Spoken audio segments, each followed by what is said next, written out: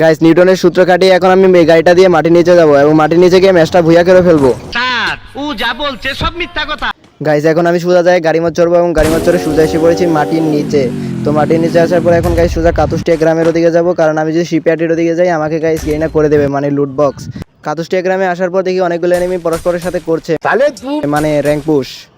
তো গাইস এদের rank push করতে করতে দেখতে পাই যে গাইস এরা কোন স্কোয়াডের সাথে জানি ফাইট শুরু করে দিয়েছে। ফাইট শুরু করতে একটি ছেলেকে গাইস আর ওরা ঘোড়া বানিয়ে দিয়েছে। তো ঘোড়া বানানোর পর গাইস দেখতে পাই যে একটা মেয়ে এনিমি, তো মেয়ে এনিমিকে 4 জন মিলে গাইস করছে মানে লুট বক্স। এনিমিটাকে লুট বক্স তৈরি করার পর গাইস ওরা এখন আরো এনিমি খোঁজা শুরু করে দিয়েছে, কিন্তু গাইস ওরা তো জানে না যে ওদের নিচে একটা এনিমি আছে মানে আমি, কিন্তু আমাকে গাইস আর মারতে পারবে না কারণ মাটির নিচে তো আর আমাকে মারতে পারবে না। তো যাই হোক এইভাবে অনেকক্ষণ যাওয়ার পর গাইস লাস্ট জন এসে পড়েছে। তো এখন আমার কিছু দামি প্রোটিন প্রয়োজন, তো আমি কিছু দামি প্রোটিন নিয়ে নেই।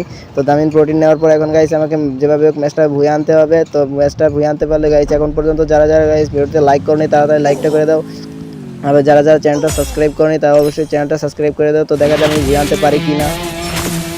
তো গাইস অবশেষে ম্যাচটা বুয়ে এসে পড়েছে। তো গাইস দেখা হচ্ছে অন্য কোনো ভিডিওতে।